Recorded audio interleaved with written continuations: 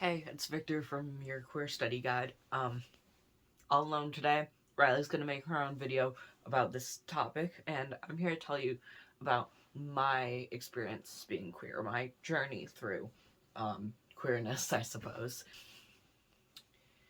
When I was a kid, I had no concept of gender. It it wasn't until I was like 12 did I really understand what gender was. Like, I just kind of thought I didn't even think I was a girl. I was just told I was, so I was, kind of thing. Um, I was pretty much a tomboy though. I did wear some feminine clothing, but it was just like what I liked and what I felt most comfortable in, and I just kind of existed as a kid, you know. Um, I remember distinctly in third grade, we had two really big lunch tables for our class, and all the boys would sit at one, all the girls would sit at the other. That was just kind of like how it went, because third graders, 9-year-olds, cooties, whatever.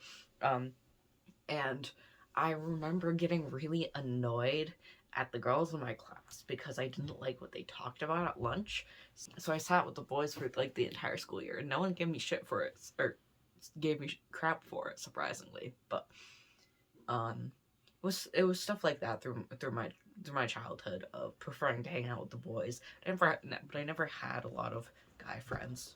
Yeah, that was kind of my childhood. I discovered what the LGBTQ community was in sixth grade ish.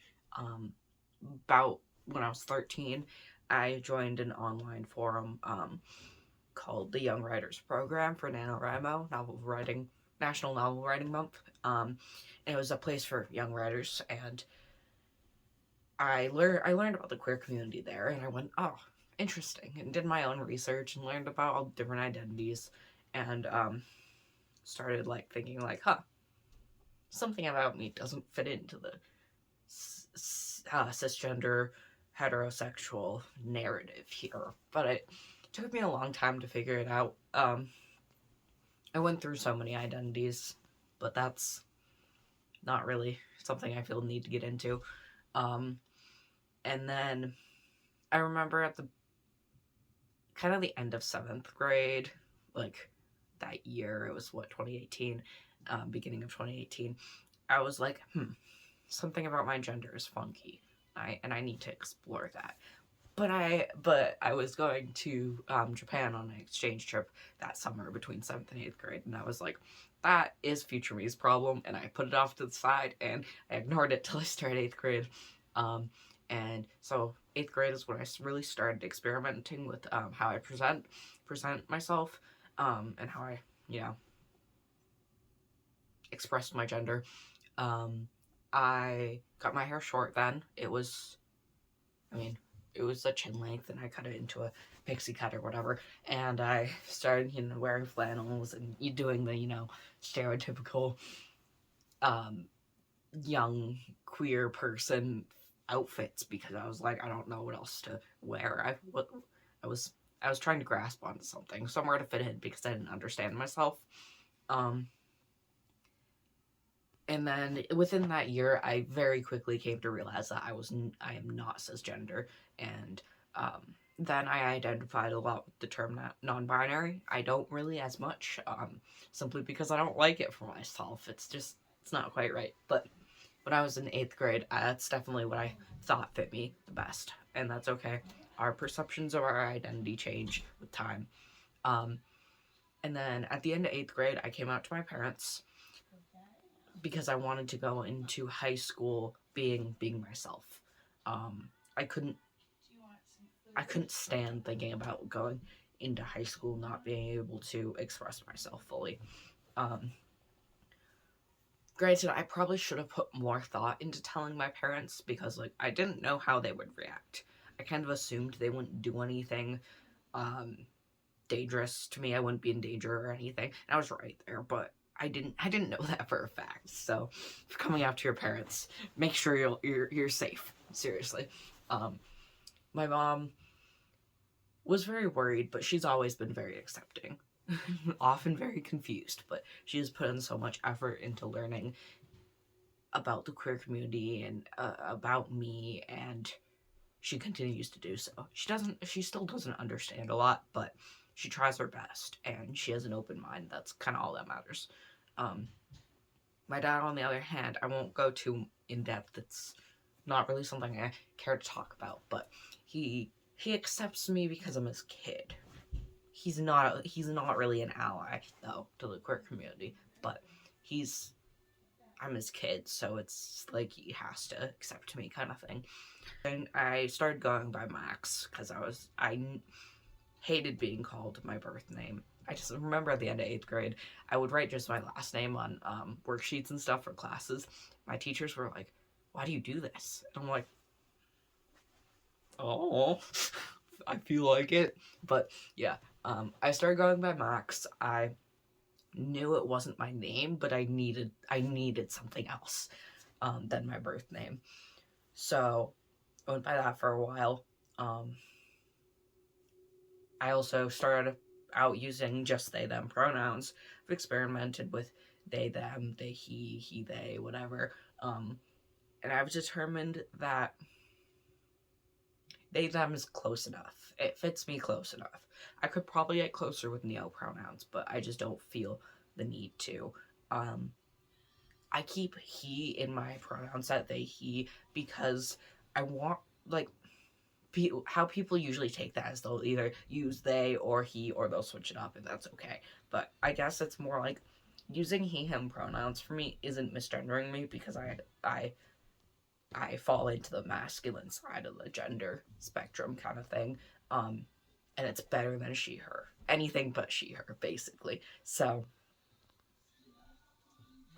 yeah, sometimes they'll say my pronouns are they them, sometimes they'll say they he, because they them is what I prefer, but you're not inherently wrong if you call me he him. I'd prefer if a stranger called me he him over she her, like that kind of thing. Um and then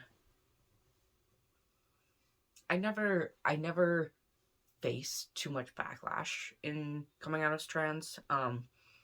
There were some harmful things said to me by people close to me about, like, that I was only trans because an online cult forced me to be, which really hurt in the time. I find it kind of funny now, to be honest, but that person has changed and hopefully understands how that was so wrong to say. But I never blamed myself. I never felt shame for my identity. I never have, really. Um I don't know why. It just kind of comes with my confidence, I guess. Um during that time in the beginning of my transition, I also went through a lot of issues with, like, my friend group, and my therapist was like, "Yeah, maybe it's because you had a big change in your life by coming out, and it just you needed new people in your life." And I think that's really what it is. They were fine, but I never felt like I could, like, be myself around them, really. And so a lot of things happened in high school and with my transition, because they really go hand in hand. Um, Eventually, I started going. I well, throughout the whole time, I was experimenting with different names, mostly with my online friends, and I finally settled on one that I thought was pretty good, Victor, which, my name now. But I I asked my boss at the time to call me Victor for a little while, and he immediately got me a name tag with it on it without me asking, and nearly cried. That was so thoughtful, and by him using it at work and my friends using it for me online and stuff, I was like, yes, this is my name. Changing my name multiple times was not ideal, but I knew that's what I had to do. Really, it was very hard to find a name. Some people are like, "Oh yeah, I just knew it. I just knew this was my name." That didn't happen to me. And when I first started going by Victor, I really didn't know. I was like, "Yeah, this is pretty good," but I'm like, "Okay." Like, I feel like any of the names I tried out could have worked for me, if I had used them long enough. But Victor was definitely my favorite. So everyone's experience with trying different names is different, and you won't necessarily know immediately that that is your name. in the past couple of years, I've really, not necessarily on purpose, but I've really surrounded myself with all queer people for friends. And having that community of people is so amazing. It I don't have to worry about being myself. I just exist as I am, and so do they, and we're all happy about it, really. Um, last year,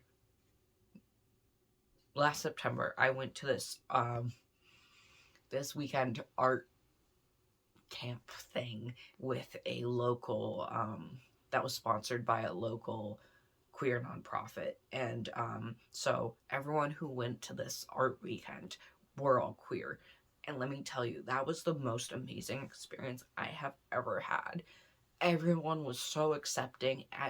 It was the safest I've ever felt, even though I didn't know anyone there. I was surrounded by strangers, and I legitimately couldn't have felt safer because everyone was so chill, and I knew everyone was queer. Everyone knew I was queer. It was like really nice. The interesting thing I found through being queer for this long, I mean, granted 4 years, but is that queer people have like this inherent friendship level that starts up higher than like a queer person and a cis straight person, because it's like the mutual respect of what we've gone through and the oppression that our community gets. It puts us a little higher starting level of friendship, and it makes it so much easier to make friends with people who are queer.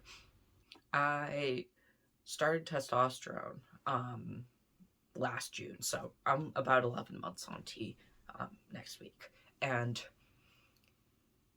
it's it's been amazing. I wouldn't say it saved my life, but I don't think I would be where I am even in these past 11 months if I hadn't started it then.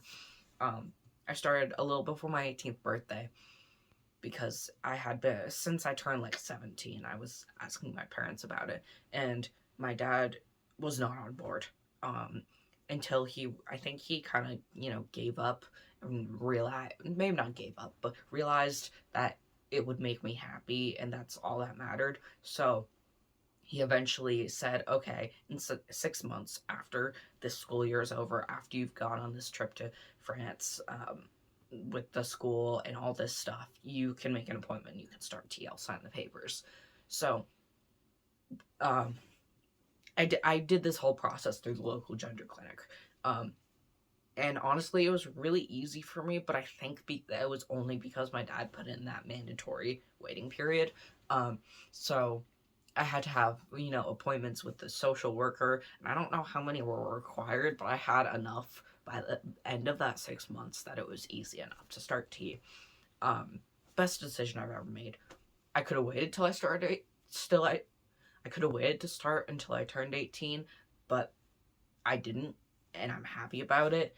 I can make another video about like the changes of T if people are interested in that, but that's something that I've been experiencing the past year, and it's been really awesome. I just feel so inherently more comfortable in my own skin. I don't cry inside and cringe when I hear my voice on video anymore. I've I'm very thankful. I've grown up in this safe environment to be able to be myself like this, because I know I have a friend who lives in a pretty not safe area, and he just cannot be as explicitly him, as explicitly a trans man, because he's afraid of being like hate crimed and stuff in him. So I'm very thankful that I haven't had to worry about that. I think I would have had a very different experience in life if I did. I'd probably be a different person too, to be honest. But either way, I want to remind people that every queer person's journey through life and in being part of the LGBTQ plus community is different. There's no one storyline, basically. And I'm sharing this to not tell you how to be queer or that everyone has to have the same journey as me. I'm sharing it to have another narrative out there. I'm sharing it so people can have another story to make their decisions off of and make their understanding off of, but also to tell other young queer people what my journey's like, because that was always very helpful when I was first discovering who I was other people's journeys. As we say, your queer study guide is simply a study guide. Do your own research, make your own informed decisions, all that jazz. If you like this video, comment, subscribe, hit that notification bell for more of your queer study guide. Our comment section are always open for questions, comments, concerns, suggestions, anything of the like.